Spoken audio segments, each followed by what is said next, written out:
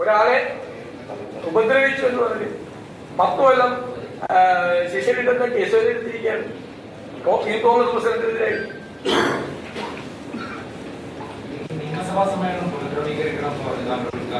ഞങ്ങളൊരു കത്ത് കൊടുത്തിട്ടുണ്ട്. കാരണം അതൊരു പതിവില്ലാത്ത രീതിയിലാണ് ഇത് ഷെഡ്യൂൾ ചെയ്തിരിക്കുന്നത്. ഞങ്ങൾ സ്പീക്കർക്കും പാർലമെന്ററി കാര്യമന്ത്രിക്കും കൊടുത്തിട്ടുണ്ട്. അവരത് പരിശോധിക്കട്ടെ. ശരി.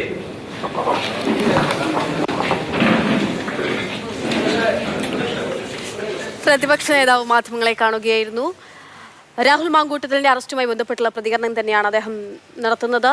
നിലവിൽ എടുത്തിരിക്കുന്ന ഷാഫി പറമ്പിനെതിരെ ഇന്നലെ ഉൾപ്പെടെ നടത്തിയ മാർച്ചിലെടുത്തിരിക്കുന്ന കേസുകൾക്കെതിരെയും സതീശൻ വിമർശനങ്ങൾ ഉന്നയിക്കുന്നുണ്ട്.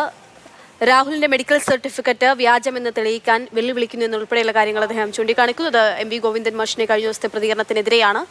ഇത്തരത്തിൽ സർക്കാർ അധികാര ദുർവിനിയോഗം നടത്തുന്നു, ഭരണകൂട ഭീകരതയാണ് സംസ്ഥാനത്ത് നടപ്പിലാക്കുന്നത് തുടങ്ങിയിട്ടുള്ള ആരോപണങ്ങൾ, സ്റ്റാലിനിസ്റ്റ് നയം നടപ്പിലാക്കാൻ ശ്രമിക്കുന്നു പിണറായി വിജയന്റെ നേതൃത്വത്തിൽ തുടങ്ങിയിട്ടുള്ള ആരോപണങ്ങളാണ് വി.ഡി. സതീശൻ മുന്നോട്ട് വെക്കുന്നത്. മതത്തെ രാഷ്ട്രീയവൽക്കരിക്കാനും ആരാധനാലയത്തെ രാഷ്ട്രീയ പ്രവർത്തനത്തിന്റെ കേന്ദ്രമാക്കാനുമാണ് ബി.ജെ.പി. ശ്രമിക്കുന്നത്.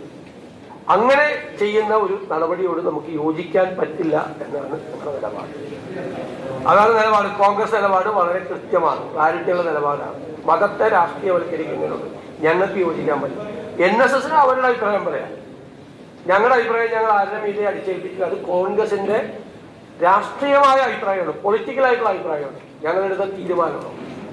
ഈ രാമൻ അവരുടെ കൂടെ അല്ല, ബി.ജെ.പിയുടെ കൂടെ അല്ല.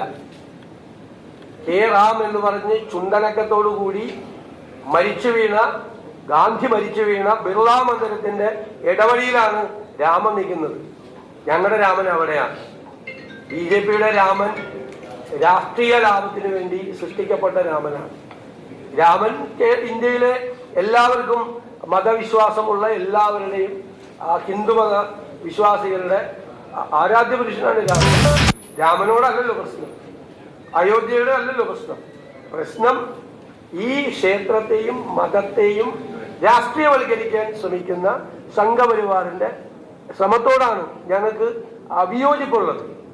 അത് ഞങ്ങളുടെ നിലപാടാണ്, പൊളിറ്റിക്കലായിട്ടുള്ള നിലപാട്. ഞങ്ങൾ ആലോചിച്ചെടുക്കുള്ളൂ ഞങ്ങൾ പറഞ്ഞില്ലേ. രാഷ്ട്രീയ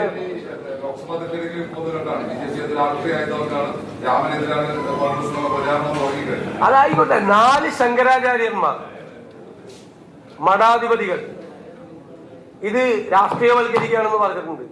അപ്പൊ അവരെ ബി.ജെ.പി. എതിർക്കും. 4 മഠങ്ങളിലെ ഇന്ത്യയിലെ 4 ശങ്കരാചാര്യർ, മറ്റേ ആദിശങ്കരാചാര്യരുടെ പിന്മുറക്കാരായിട്ടുള്ള അദ്ദേഹം സ്ഥാപിച്ച 4 മഠങ്ങളിലെ മഠാധിപതികളായ 4 ശങ്കരാചാര്യന്മാരും പറഞ്ഞിരിക്കുന്നത്